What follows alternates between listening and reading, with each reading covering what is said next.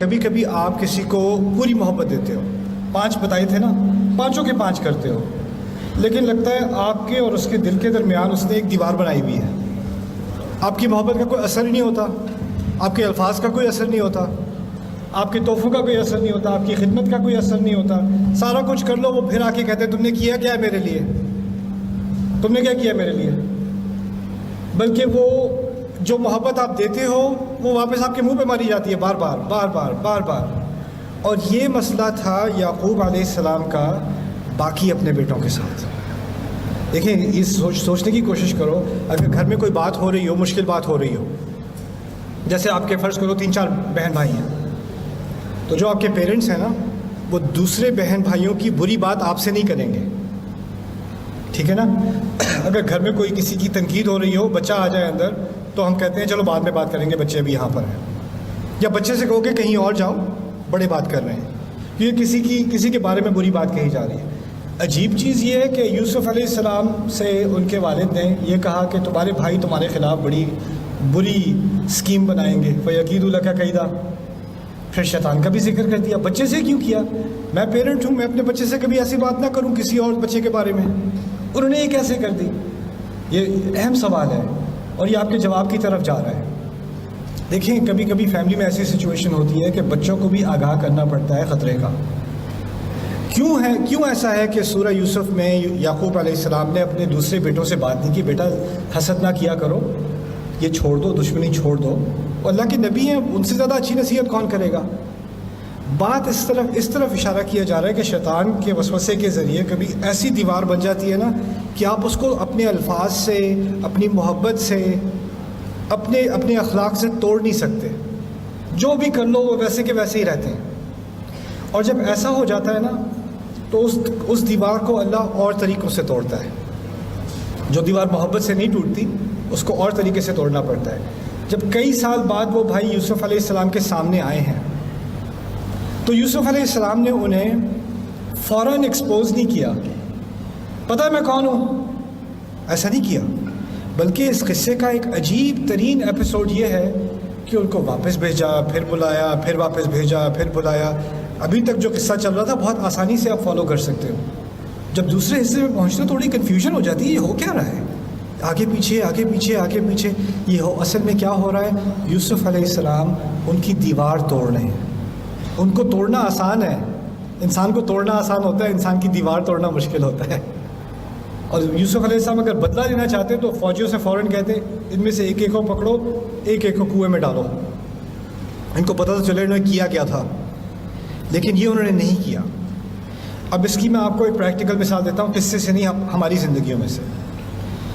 ایک خاتون مجھے ملی جو ان کے والد نے، ان کی والدہ نے ان کے ساتھ بچپن میں بہت زیادہ زیادتیاں کی تھیں، ان کو مارا بھی تھا، ان کو ابیوز بھی کیا تھا، ان کو طرح طرح سے ہیوملیٹ کیا تھا، ٹارچر کیا تھا، بہت ہی زیادہ جانوروں والا سلوک ان لوگوں نے اپنی بیٹی کے ساتھ کیا تھا۔ یہاں تک کہ جب اس بیٹی کی شادی بھی ہوئی تو وہ اس لیے اس نے جلدی کی شادی میں کہ کسی طرح اپنے ماں باپ سے ان کے گھر سے نکل جاؤں، اس عذاب سے میں بچ جاؤں جو اس کے ماں باپ نے اس پر کیا۔ کئی سال گزر گئے، اب اس کی عمر زیادہ ہو گئی ہے، وہ بھی خود ماں ہے، اس کے والدین بھی اب بوڑھے ہو چکے ہیں جنہوں نے اس کو بچپن میں ٹارچر کیا تھا۔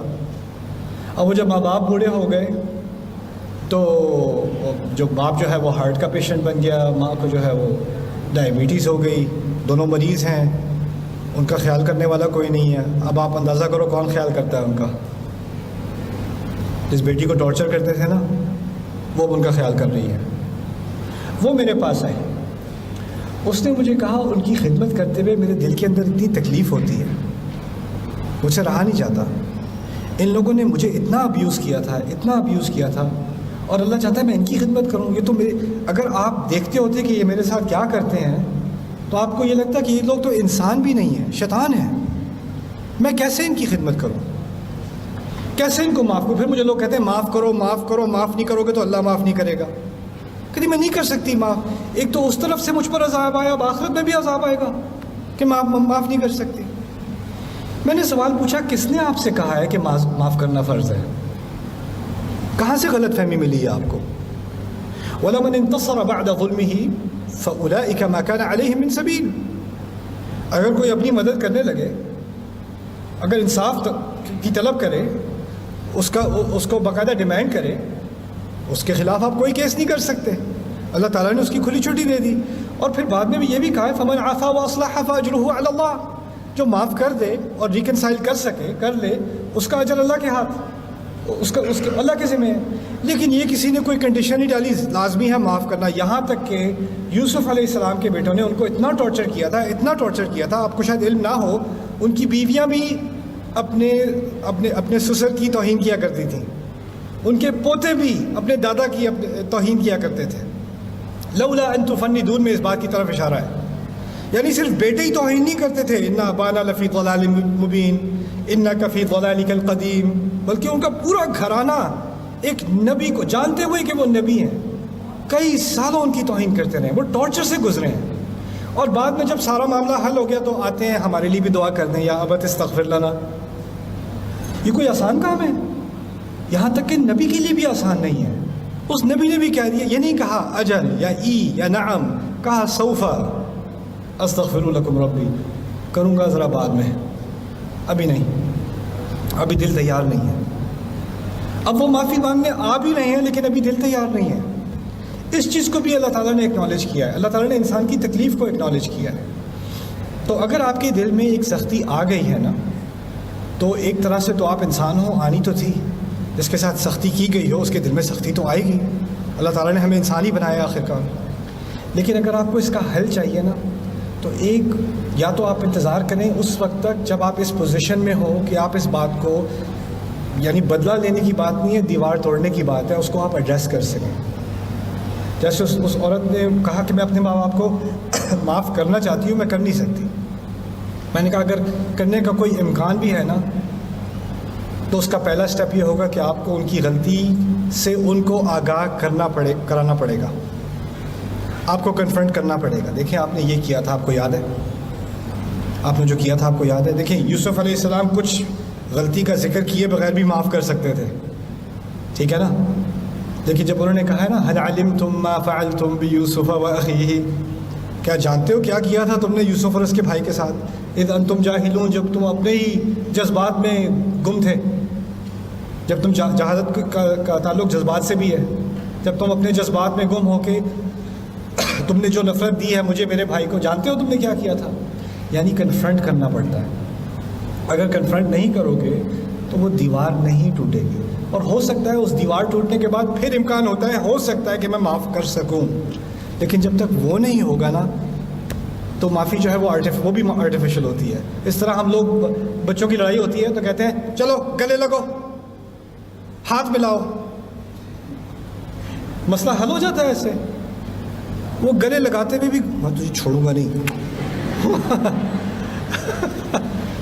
ہاتھ بھی ذرا زور سے دبائے گا وہ، لیکن دل میں تو بات رہ گئی نا. ہم اوپر سے مسئلہ حل کرتے ہیں، اندر کا مسئلہ حل نہیں کرتے. اندر کا مسئلہ تبھی حل ہوگا جب آپ کسی کو کنفرنٹ کرو گے. اور اگر آپ ابھی اس پوزیشن میں نہیں ہو کہ آپ کنفرنٹ کر سکو، تو ابھی صبر کا مرحلہ ہے. کبھی کبھار یعقوب علیہ السلام کئی سال اس پوزیشن میں نہیں تھے کہ وہ اپنے بیٹوں کا سامنا کر سکیں اس طرح سے. اس وقت کہا تھا انما اشکو بثی و حزنی الی اللہ. تو جب وہ ایک وقت آ جاتا ہے، پھر اس کے بعد اللہ تعالیٰ وہ دروازہ کھول دیتا ہے. میری دعا ہے کہ اللہ تعالیٰ آپ کے دلوں کو نرم کرے، اور جس تکلیف سے آپ گزرے ہو، شاید وہ پیرنٹس کی طرف سے آئی ہے، بچوں کی طرف سے آئی ہے، شاید وہ شوہر کی طرف سے آئی ہے، بیوی کی طرف سے آئی ہے، کسی کزن کی طرف سے آئی ہے، کسی کی طرف سے بھی ہے. ہوتے یہ ڈرامے گھر میں ہی ہیں، کسی غیر سے نہیں آتی تکلیف. جو دل کے قریب ہوتا ہے نا، وہی تکلیف دے سکتا ہے. اسی لیے انبیاء کی زندگی میں جو سب سے بڑی مشکلیں تھیں وہ گھر والوں کی تھیں. باہر کی کسی دشمن کا مسئلہ نہیں تھا. یہاں تک کہ موسیٰ فرعون کے گھر میں ہی پلے بڑے ہیں، وہ بھی ایک طرح سے گھر والی بات تھی. تو یہ چیزیں جو آپ کی فیملی میں ہوتی ہیں، میری دعا ہے کہ اللہ تعالیٰ آپ کے دل کو وہ صلاحیت دے کہ آپ اس کا سامنا کر سکو انشاءاللہ.